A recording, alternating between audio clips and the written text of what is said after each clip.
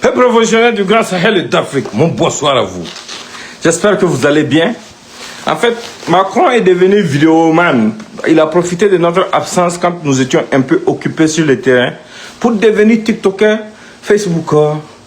En grosso modo, il est devenu non pas Emmanuel Macron, le président de la France, mais il est devenu Emmanuel Macron, le blogueur, l'activiste. Donc nous sommes venus reprendre notre place. Parce que nous sommes là. On ne va même pas s'attarder sur le jeu de dupes des uns et des autres. Je vous remercie beaucoup pour votre soutien. Vraiment, vous m'avez beaucoup soutenu durant mon déplacement. Et votre soutien m'a été très précieux. C'est un déplacement surprise. Je ne vais pas pour le moment rentrer dans les détails de tout ce qui s'est passé, des zones dans lesquelles je me suis rendu, par principe, par patriotisme, pour dire merci à ceux qui acceptent de vivre dans ces zones, à ceux qui acceptent de se battre jour et nuit, en donnant leur poitrine pour que nous puissions survivre. Les gens qui ne nous aiment pas ont naturellement trouvé des choses à dire et à redire.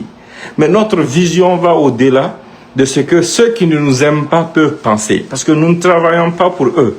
Nous travaillons pour notre avenir, pour l'avenir de nos enfants et de nos futurs petits-enfants. Nous travaillons pour le devenir de nos populations du Sahel. Nous travaillons pour que nos nations puissent rester debout, définitivement, pour qu'aucune nation au monde ne puisse encore nous mettre à genoux. C'est ça l'enjeu. Et c'est ça la raison principale de notre bataille. Avant, quand nous nous exprimions depuis cette maison, qu'est-ce qu'ils vous disent? N'écoutez pas ceux qui, depuis leur maison, vous appellent à donner vos poitrines pour une cause. Parce qu'eux-mêmes, s'ils sont courageux, qu'ils viennent sur le terrain avec vous. C'est ce qu'ils vous disaient. Mais nous avons compris par principe que les tâches sont partagées. Ce n'est pas tout le monde qui est digne du métier des armes. Ce n'est pas tout le monde qui peut avoir le courage qu'il faut pour aller se battre. Mais quand tu n'as pas le courage qu'il faut pour aller te battre au front, quand tu n'as pas la détermination qu'il faut pour aller donner ton sang pour ta patrie, il faut au moins avoir la sagesse de soutenir ceux qui acceptent de consentir ces sacrifices, même si tu es loin. Et si tu ne veux pas, ou bien tu ne peux pas les soutenir à cause de ta cupidité ou d'autres choses, tu peux au moins avoir la sagesse de te taire. Parce que ce que les gens vivent sur le terrain, ce n'est pas un film. C'est la réalité, c'est leur quotidien. C'est une situation qui est là. Et vous verrez des gens, par hypocrisie, qui ne vont jamais critiquer les actions des terroristes, qui ne vont jamais dénoncer les actes barbares, lâches des terroristes, mais qui à chaque occasion, quand les terroristes commettent un acte, ce sont ces gens qui se lèvent pour essayer de vous monter les uns contre les autres, en présentant ça comme si c'était notre faiblesse. Tout en sachant pertinemment que nous ne fabriquons pas d'armes chez nous. Nous ne fabriquons pas de munitions chez nous. Et les terroristes viennent nous attaquer avec des armes et des munitions. D'où est-ce que ça sort? Ils sont sponsorisés, ils sont financés, ils sont soutenus par des gens qui nous ont montré leurs limites morales. Ils nous ont montré leur indécence, notamment la France de Macron. Quand nous revenons sur ça, certains vont venir vous dire, pourquoi chaque fois vous êtes là, la France? Mais écoutez, on n'a pas besoin d'avoir un bac plus 100 pour comprendre toute la perfidie, toute la supercherie et tout le rôle de cette France dans ce que traversent nos populations, dans ce que traversent nos villages, dans ce que traversent nos armées, dans ce que traversent nos nations. C'est cette France qui a travaillé pour nous garder à genoux, afin de pouvoir perpétuer sa domination sur nos sols, sur nos peuples, sur nos populations. Vous avez vu son hypocrisie. En Ukraine, Macron se bat pour qu'il n'y ait pas d'élection. Parce que pour lui, ce n'est pas concevable que l'Ukraine puisse organiser des élections tant qu'il n'y a pas le retour à la paix. Tant que les Ukrainiens ne pourront pas, regagner leur domicile parce qu'il y aurait eu des millions de déplacés. Parce qu'il y aurait plus de 1000 morts par jour. Ça, c'est une nouvelle qu'il vient nous apprendre. Parce que quand nous suivons la presse française, elle ne nous annonce jamais des pertes à ce niveau. C'est chez nous, quand il y a des pertes, même si c'est une vie qui est perdue, bon, il n'y a pas de vie, il n'y a pas de petite vie, il n'y a pas de nombre grand ou petit, nous ne voulons perdre personne. Mais à chaque fois qu'il y a un incident chez nous, ça devient leur actualité. Ça devient leur actualité. Pourquoi ils font ça? Parce qu'ils ne nous aiment pas, parce qu'ils ne sont pas de notre côté, parce qu'ils sont du côté de l'ennemi. De l'autre côté en Ukraine, où ils sont du côté du peuple ukrainien, qu'est-ce qu'ils font? Ils gonflent les chiffres, ils inventent des victoires. Ils font une publicité pour ces gens. Mais vous dites, en Ukraine, ça va, il y a l'avancée. l'Ukraine n'a que des victoires sur des victoires. Et là-bas, vous dites qu'il ne peut pas organiser des élections. Mais chez nous, vous dites que c'est l'enfer, qu'on ne peut plus rien faire, que nos nations sont à genoux, que nous sommes dans une hécatombe permanente. Comment est-ce que vous pouvez souhaiter que nous, on organise des élections? Et parallèlement, Macron dit que si eux, en France, ils étaient dans cette même situation, ils n'allaient pas penser à organiser des élections. Ils allaient préférer se battre pour atteindre l'objectif de la libération de leur patrie. C'est ce que chacun doit comprendre. Et c'est ce que chacun doit adopter. Parce qu'aujourd'hui, nous sommes dans une situation de survie. Nous sommes en train de lutter pour notre devenir. Quand je partais, des proches qui étaient au courant de mes préparatifs m'ont avisé pour me dire « Ne fais pas ça. C'est trop risqué. » J'ai dit, mais écoutez, de un, là où je vais, il y a des gens. Dans mes déplacements, je vais avec des gens. Ma vie a quoi de plus précieuse que les vies de ceux qui sont sur ce terrain-là?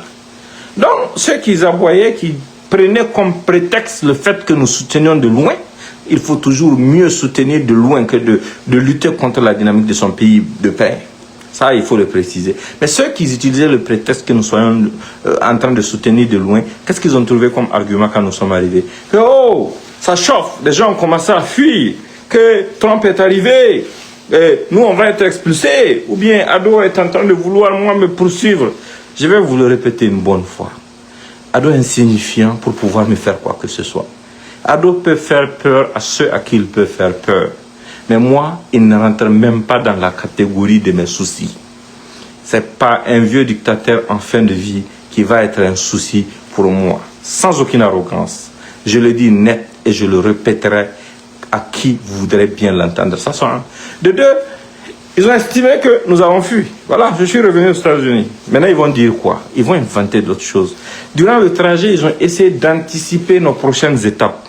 Mais ils ne sauront jamais certaines choses. Parce que, je vais vous le répéter, le conseil le plus important, c'est quoi? N'apparaissez jamais où l'ennemi vous attend. Il ne faut jamais le faire. Surprenez l'ennemi. Apparaissez toujours quand il ne vous attend pas et là où il ne vous attend pas. C'est à ce prix que vous allez continuer de dérégler leur GPS. Parce que ce sont des gens sans aucune vision. En tout cas, moi, mon voyage s'est bien passé. J'ai vu le Niger, j'ai vu le Burkina, j'ai vu une partie du Mali. Je suis très content. J'ai pu vraiment me ressourcer. J'ai pu vraiment aller au contact de mes racines. J'ai pu dormir dans des cases. Voilà, j'ai pu rendre visite à des gens que j'ai vus depuis très longtemps. J'ai pu réaliser beaucoup de choses. J'ai pu discuter avec des gens sur le terrain. Même quand nous étions sortis pour aller dire notre soutien aux forces de défense et de sécurité, et dans la région des trois frontières, certains ont commencé à dire que non, c'est pas normal que des civils viennent parler devant l'armée. Mais écoutez, tous ceux qui sont dans l'armée sont sortis des familles de civils, ça c'est un. Et de deux, vous qui êtes contre la dynamique, vous qui ne le soutenez pas, vous qui ne cherchez que l'hécatombe dans nos rangs pour pouvoir célébrer, vous n'avez pas de mots à dire quand nous on parle par là à nos frères. Si vous voulez faire la même chose que nous, vous aussi allez parler à vos frères terroristes en brousse, on va vérifier quelque chose. Puisque vous dites que tout ce qu'il y a comme intervention, tout ce qu'il y a comme victoire sur le terrain là, ce sont des montages et des jeux vidéo. Ce sont leurs expressions à eux. Partagez au maximum, mais parce qu'ils vont lire, ils vont comprendre beaucoup de choses. J'ai profité de rendre visite à des doyens, et parmi lesquels d'anciens présidents, d'anciens présidents d'institutions, d'anciens premiers ministres. Mais c'était important. Il faut que les gens comprennent quelque chose.